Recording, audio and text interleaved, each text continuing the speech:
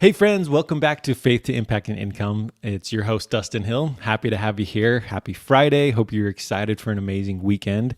And I'm excited to dive in today to the one metric that you need in your business to achieve the growth that you want.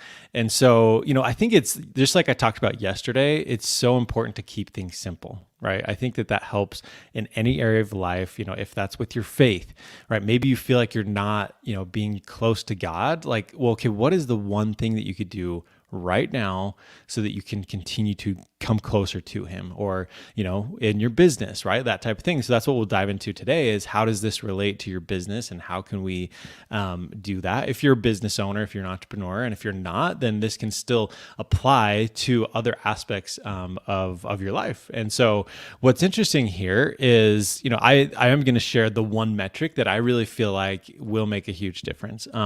But that being said, to me, it's more about really finding that thing that you can track that is very simple, right? That you don't have like 80 different metrics that you have to track. That if you have one simple metric that you can follow, then that's what you can do. And so I think that that's really powerful. And so, to kind of dive into this, what I was thinking about is back in the day, Amy and I, we were living in Pflugerville, Texas. So Pflugerville is just north of Austin, like right just outside of Austin. So when after college, we moved down there and I was working at General Motors.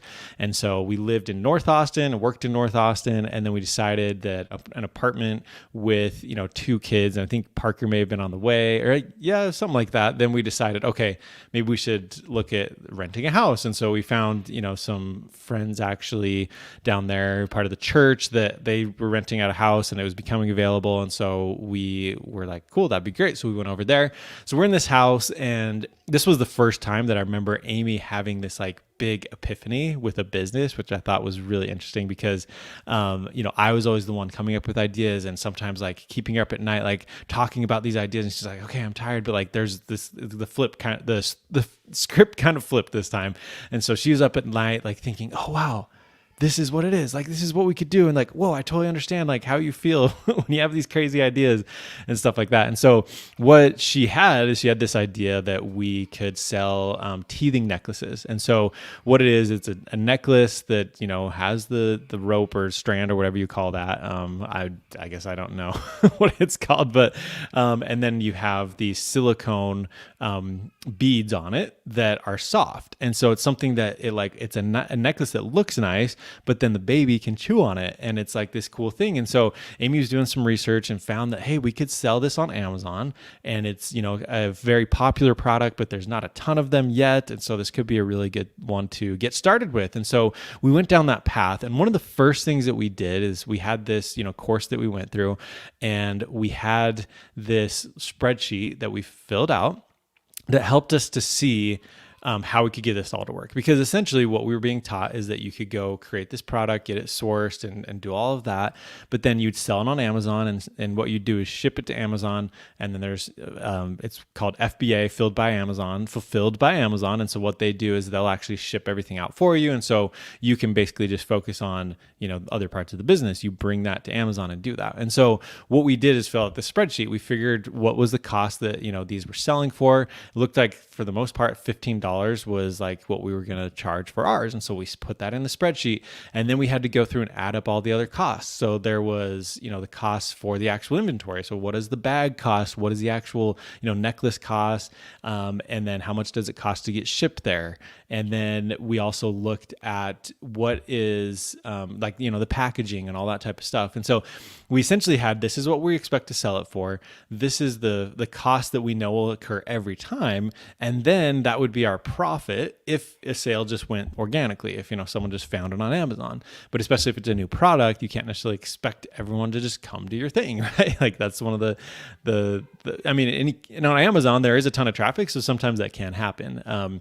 But we knew that we'd probably have to be spending on ads. And so I think what it came down to is about $15 for, what we'd sell it for. And then the actual fixed costs would be about $7. I think that's what it was, with the shipping and everything like that. And so we figured that we had $8 to spend on advertising, right? $8 so that we could go through and make sure that we could continue to get traffic. And so, if you look at this is like what I'm going to share with you today is essentially the lifetime value of whatever product or service you have, you need to make sure that that lifetime value is greater than the cost, to acquire that. So the customer acquisition cost. And so in this case, if you look at it, okay, it's $15 minus $7. So that basically means we have $8 to work with in order to, make a sale. And so, your business or whatever you're doing may be a little bit different. But that's really what we were looking at here. And so now we knew that we could spend money on ads. And if we're doing under $8 for a sale, then that would make sense and we could continue to do that. And so we tried out different keywords and some of them were great, others weren't. And so we continued to go through that and we were able to, do a decent job of selling those items and started making new ones and having different variations and all sorts of stuff. And, one of the challenges of having an FBA business or an inventory based business is that you need cash to continue to buy new products and things like that. And so there's definitely, some hiccups there, but it's a very powerful model that many people are using today to do really, really well. But really that idea though, of looking at what is the actual value that you're selling, and then what is the cost to acquire that. And so this is one reason that there's a lot of people that love like creating a more expensive program first rather than having a cheaper program. They'd rather create a $1,000, $2,000, $3,000, $4,000, $5,000 product. Maybe it's some sort of program, some sort of coaching or whatever.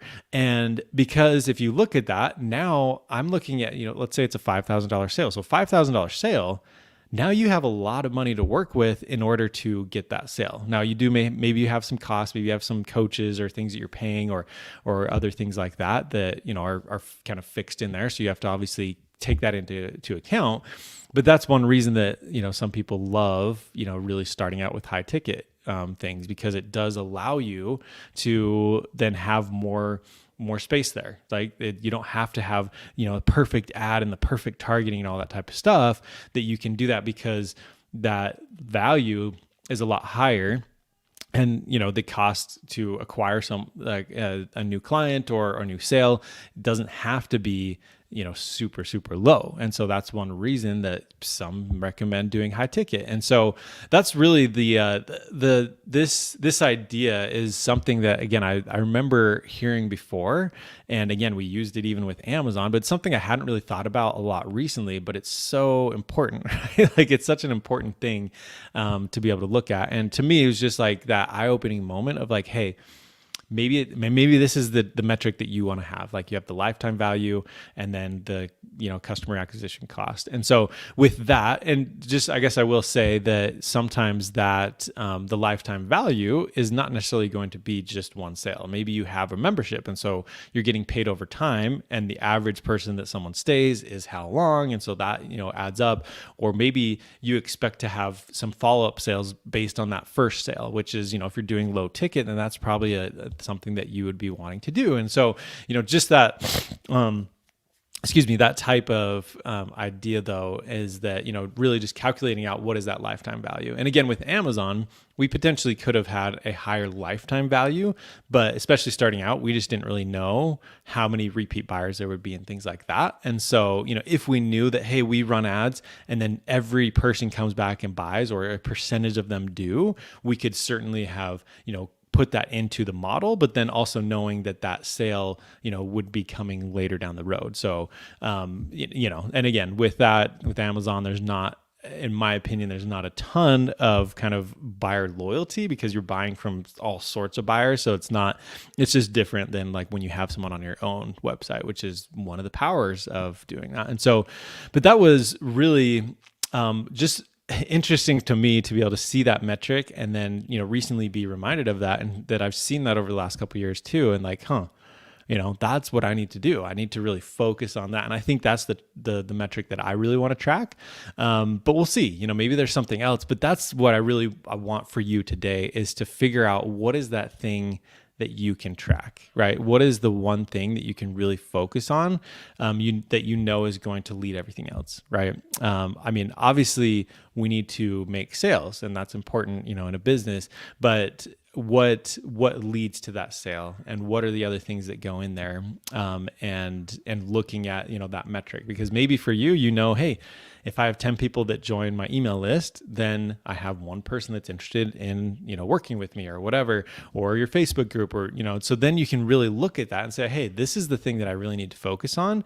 And as long as I can continue to keep that going, then I know that everything else will work out. And so that, sometimes takes some time to figure out what that is. But I think it's a really powerful thing to do. And just, again, simplicity makes a huge difference. And so that's what I encourage you to do. If you are, a business owner, or even if, or an entrepreneur or whatever, that you can look at that and say, okay, what is the one thing that I'm going to be tracking? And maybe you're not an entrepreneur, but what is that one thing that you can focus on right now so that you can know that you'll be successful? If you're trying to lose some weight, maybe it's around, okay, I have to get on the scale every single day, and I need to track what I'm eating, or, I don't know what that is, but having a very specific metric that you can follow makes a big difference. And so, again, with weight loss, if that's your goal is just to lose, a specific, number of pounds or whatever, then you would be able to measure that every day. But maybe there's one other thing that you're actually knowing is going to help you get to there, right? If you stick to this plan of eating or of exercising, is that the thing that's going to get you there? Then you can focus on that. As long as you're doing that every single day, then you'll know that you're gonna make the progress that you want. So I hope that helps, and I appreciate you tuning in, and we'll catch you next time. Thanks so much.